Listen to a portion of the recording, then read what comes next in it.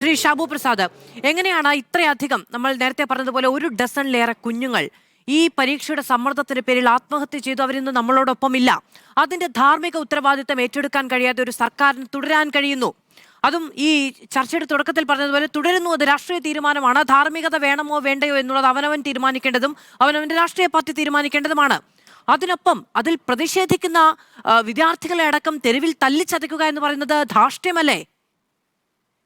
അത് ഏകദേശം 1 മാസത്തോളമായെന്ന് തോന്നുന്നു ഇവിടെ അവർ ഈ സമരം തുടങ്ങിയിട്ട്. അവിടെ ജന്തർ മന്ദറിൽ അവർക്ക് സമരം ചെയ്യണമെന്ന് പറഞ്ഞു, സമരം ചെയ്തു. വാങ്ചോക്കിന് പട്ടിണി കിടക്കണമെന്ന് പറഞ്ഞു, പട്ടിണി കിടന്നു. ഇവിടെ എന്തെങ്കിലും പ്രശ്നം ഉണ്ടായ അപ്പോഴൊക്കെ നിങ്ങളുടെയൊക്കെ പരാതി സർക്കാർ ഇതിൻ്റെ അകത്ത് ഇടപെടുന്നില്ല, അതിൻ്റെ അകത്ത് അവരെ കാണുന്നില്ല, വരുന്നില്ല, പിടിക്കുന്നില്ല എന്നൊക്കെയായിരുന്നു. ഇന്ന് പാർലമെന്റ് സമ്മേളനം തുടങ്ങുമ്പം ഡൽഹി എന്ന് പറയുന്നത് അതീവ സുരക്ഷാ മേഖലയാണ്. പാർലമെന്റ് 2001 പാർലമെന്റ് അറ്റാക്കിന് ശേഷം പാർലമെന്റ് സമ്മേളനം നടക്കുന്ന സമയത്ത് പാർലമെന്റിന്റെ പരിസരത്തും അതുമല്ല അവിടെ നിരോധനാജ്ഞയാണ് ഉണ്ട്. ഡൽഹിയിലുടനീളം നിരോധനാജ്ഞ ഉണ്ടാവും.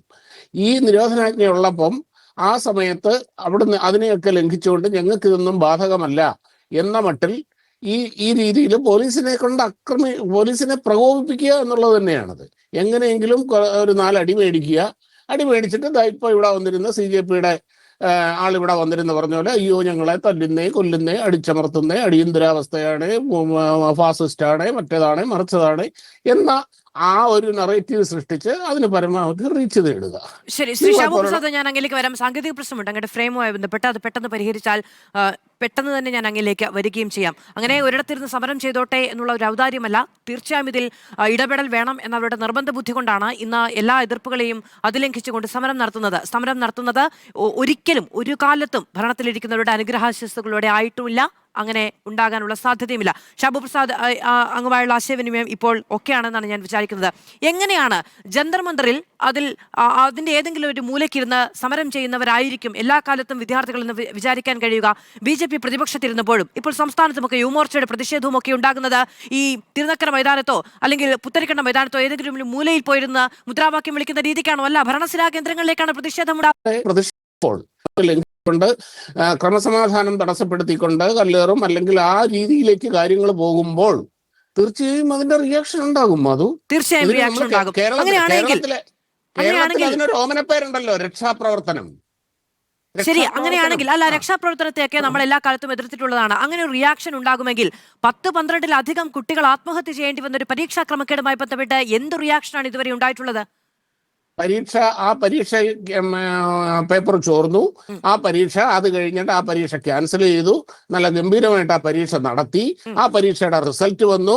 അതിന്റെ റിസൾട്ട് വന്നു, കുട്ടികൾക്ക് അലോട്ട്മെന്റുമായി.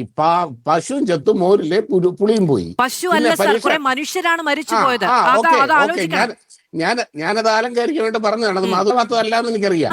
ആ നിലയ്ക്ക് ആലങ്കാരികത ഇതിൽ ഇല്ല എന്നുള്ളതാണ്. മനുഷ്യർ മരിച്ചു പോകുന്നിടത്ത് യാതൊരു ആലങ്കാരികതയും ഇല്ല. ഒരു മിനിറ്റ്. പിന്നെ ഗംഭീരമായ പരീക്ഷ നടത്തുക എന്നതല്ല ഇന്ത്യയുടെ ഉദ്ദേശ ലക്ഷ്യം. മാധുവിന്റെ ചോദ്യങ്ങൾ കംപ്ലീറ്റ് ആക്കട്ടെ. പിന്നെ കുറച്ച് കുട്ടികൾ ആത്മഹത്യ ചെയ്തു.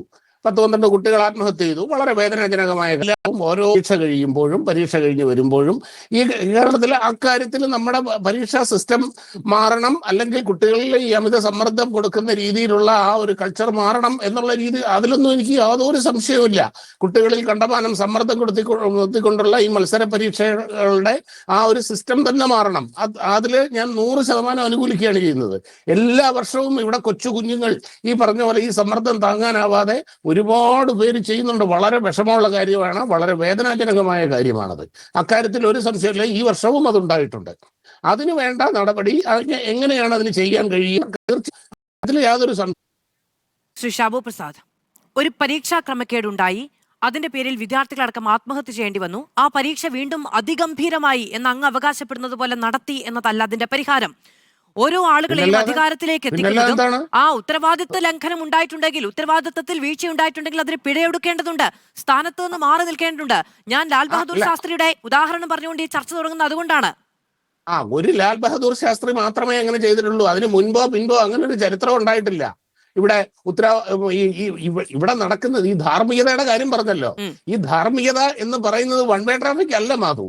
രാഷ്ട്രീയ ലക്ഷ്യങ്ങളോടുകൂടി സ്വാർത്ഥ ലക്ഷ്യങ്ങളോടുകൂടി ഇങ്ങനെയുള്ള ഡിമാൻഡുകൾ ഉന്നയിക്കുമ്പോൾ അതിൻ്റെ അകത്ത് അതിനെ മൈൻഡ് ചെയ്യാതിരിക്കേണ്ട, അതിനെ ശ്രദ്ധിക്കേണ്ട കാര്യമില്ല എന്ന സമീപനം എടുക്കാൻ സർക്കാരിന് പരീക്ഷാ അവകാശമുണ്ട്. ക്രമക്കേട് ഇവിടെ ഉണ്ടായി എന്നതിൽ തർക്കമൊന്നുമില്ലല്ലോ അല്ലെ? ആ ക്രമക്കേട് ഉണ്ടായതിന്റെ പേരിൽ പ്രതിഷേധമുണ്ടാകുന്നതിൽ അതെ, പ്രതിഷേധമുണ്ടാകുന്നതിൽ എന്ത് രാഷ്ട്രീയ ലക്ഷ്യമാണ്? അന്ന് വരെ ഇവിടെ ഉണ്ടായിരുന്ന ഏതെങ്കിലും ഒരു രാഷ്ട്രീയ പ്രവർത്തകർ, പുതിയ രാഷ്ട്രീയമാണ് വെച്ച ആദ്യത്തെ ആവശ്യം അത് ഇതിന്റെ പേരിൽ എടുത്തു വന്ന രാഷ്ട്രീയ പ്രസ്ഥാനമാണ്. അവരിൽ നിങ്ങൾക്ക് എന്ത് രാഷ്ട്രീയ ലക്ഷ്യമാണ് ആരോപിക്കാൻ കഴിയുക? അല്ല, അത് ഇന്ന് അവരുടെ പ്രകടനത്തിൽ ഇപ്പൊ ഇവിടെ അദ്ദേഹം ഇവിടെ ഇരുന്ന് ഘോരഘോരം പറയുന്നുണ്ടായിരുന്നു. SFI-ക്കാർ ഞങ്ങളെ സംസാരിച്ചത്. ആയിക്കോട്ടെ, ഞാൻ അതൊക്കെ തന്നെയാണ് ഇവിടുത്തെ രാഷ്ട്രീയ ലക്ഷ്യം എന്ന് പറയുന്നത്. അത് നിങ്ങൾക്ക് അറിയാൻ വയ്യാത്തതല്ല, നിങ്ങളെ എനിക്ക് ബോധ്യപ്പെടുത്താനായിട്ട് കഴിയുകയുമില്ല. പക്ഷെ അണ്ടർസ്റ്റുഡ് ആയിട്ടുള്ള ഒരു കാര്യമുണ്ട്. എനിക്ക് അങ്ങനെ ബോധ്യപ്പെടുത്താൻ കഴിയുന്നുണ്ടോ? രാജ്യത്ത് ഒരു പരീക്ഷാ ക്രമക്കേടിന്റെ പേരിൽ ഇത്രയധികം വിദ്യാർത്ഥികൾ ആത്മഹത്യ ചെയ്തിട്ടുണ്ട് എങ്കിൽ എങ്ങനെയാണ് ഈ രാജ്യത്തെ വിദ്യാഭ്യാസ മന്ത്രിക്ക് അതിന്റെ ഉത്തരവാദിത്തം ഏറ്റെടുക്കേണ്ടാത്ത അവസ്ഥയുണ്ടാകുന്നത്? വേറെ ഏതെങ്കിലും രാജ്യത്തായിരുന്നെങ്കിൽ അദ്ദേഹം ആ സ്ഥാനത്തുണ്ടാകുമായിരുന്നോ? അല്ല മാധു, എനിക്കൊരു സംശയമുണ്ട്. നമ്മുടെ ഇവിടുത്തെ കേരള മുഖ്യമന്ത്രി അല്ലെങ്കിൽ അവരൊക്കെ ഇപ്പോഴും ആ സ്ഥാനത്ത് തന്നെ ഉണ്ടോ? PSC പരീക്ഷ ചോർന്നതിന്റെ കേസിൽ PSC പരീക്ഷ ചോരുകയല്ല, PSC പരീക്ഷയിൽ ക്രമക്കേട് ഉണ്ടാവുകയാണ് ചെയ്തത്. അതുമായി ബന്ധപ്പെട്ട് എന്നിട്ട് ക്രമക്കേടുണ്ടായി. ഇനി നിങ്ങൾ ആത്മഹത്യക്ക് കാത്തിരിക്കുകയാണോ? ഒരാളെ റിസൈൻ ചെയ്യാൻ വേണ്ടിയിട്ട് നിങ്ങൾ 10 പേരെ ആത്മഹത്യ ചെയ്യാൻ വേണ്ടിയിട്ട് കാത്തിരിക്കുകയാണോ? ശരി, അല്ല, ഒരു നിമിഷം. PSC പരീക്ഷ ക്രമക്കേട് ഉണ്ടായിട്ടുണ്ടെങ്കിൽ ഉത്തരം പറയണം. അങ്ങ് ഏത് വകുപ്പിന് നേരെയാണ് വിരൽ ചൂണ്ടുന്നത്? മുഖ്യമന്ത്രി നേരിട്ടാണോ PSC നിയന്ത്രിക്കുന്നത്? അല്ല, ആരാണ് അതുമായിട്ട് ബന്ധപ്പെട്ട ഉത്തരവാദിത്വമുള്ള ഒരൊറ്റ കുട്ടി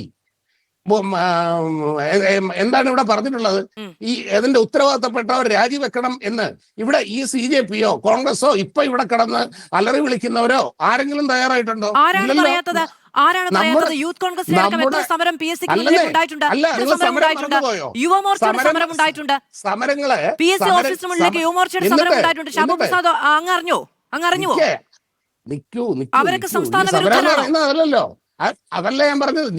എന്നിട്ട് എത്ര പേര് രാജിവെച്ച് ഇവിടെ ധാർമ്മിക ഉത്തരവാദിത്വം എടുത്തിട്ട് എത്ര രാജി ഇവിടെ ഉണ്ടായി സംസ്ഥാനത്ത്? അല്ല, PSC-യിലെ അംഗങ്ങളെ അങ്ങനെ പുറത്താക്കാൻ സാധിക്കുമോ? അല്ല, ഇല്ല, ഇവിടെ ധാർമ്മികതയുടെ വിഷയമൊന്നുമില്ല.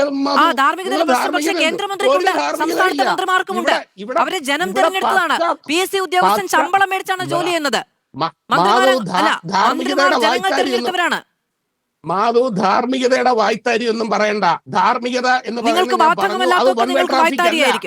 അതെ, നിങ്ങൾ ഇവിടെ കാണിക്കുന്നത് മുഴുവൻ ധാർമ്മികതയുടെ വായ്ത്ത എന്ന്. നിങ്ങൾ മാധു ചോദിച്ചൊരു ചോദ്യം, PSC ക്രമക്കേട് കാരണം ആരും ഇതുവരെ ആത്മഹത്യ ചെയ്തില്ലല്ലോ എന്ന്. അതായത് ആത്മഹത്യ ചെയ്യാൻ കാത്തിരിക്കുകയാണ്. രണ്ടു കാര്യങ്ങൾ കമ്പയർ ചെയ്യുമ്പോൾ അതിൽ കോമൺ ആയിട്ടുള്ള എലമെന്റ്സ് ഉണ്ടായിരിക്കണം എന്നുള്ളതാണ് കോമൺ സെൻസ്. അതുകൊണ്ടാണ് പറഞ്ഞത്. അല്ലല്ല, കോമൺ ആയിട്ടുള്ള എലമെന്റ്സ് ഉണ്ടാവണം. ഇവിടെ ഒന്ന് പരീക്ഷാ പേപ്പർ ചോർന്നതല്ല, PSC-യിൽ പരീക്ഷാ പേപ്പർ ചോർന്നതല്ല, PSC-യിൽ പരീക്ഷാ നടത്തിപ്പുമായി ബന്ധപ്പെട്ട വാല്യുവേഷനിലാണ് ക്രമക്കേട് ഉണ്ടായിട്ടുള്ളത്. അതിൽ 2 അന്വേഷണങ്ങൾ നടക്കുന്നുണ്ട് നിലവിൽ. കേട്ടോ, 2 അന്വേഷണങ്ങൾ നടക്കുന്നുണ്ട്. PSC-യിൽ നേരിട്ട് ധാർമ്മിക ഉത്തരവാദിത്തമുള്ള മന്ത്രിയുടെ പേരങ്ങ് പറയൂ. PSC-യിൽ ധാർമ്മിക ഉത്തരവാദിത്തമുള്ള അല്ലല്ല, ആരാണ് കാത്തിരുന്നത് എന്നും ആരാണ് മരിച്ചുപോയ ആളുകളുടെ എണ്ണം എടുത്തുകൊണ്ടിരുന്നത് എന്നതുമൊക്കെ എല്ലാം ധാർമ്മികതയുടെ അയ്യോ, അത് വളരെ നല്ല കമ്പാരിസൺ ആണ് കേട്ടോ. അവിടെ നീറ്റ് പരീക്ഷയുമായി ബന്ധപ്പെട്ട് കുട്ടികൾ ആത്മഹത്യ ചെയ്തു എന്ന് പറഞ്ഞപ്പോൾ അങ്ങാണ് PSC-യുടെ കാര്യം ഉന്നയിച്ചത്. അവിടെ സമാനമായ എന്തെങ്കിലും സാഹചര്യം ഞാൻ രക്തദാഹി 10-12 ആളുകൾ സീറ്റിൽ കടിച്ചു പിടിച്ചിരിക്കുന്ന ആള് രക്തസാക്ഷിയല്ല, ധാർമ്മികതയുടെ മൂർത്തിമത് ഭാവം. നല്ലതാണ്.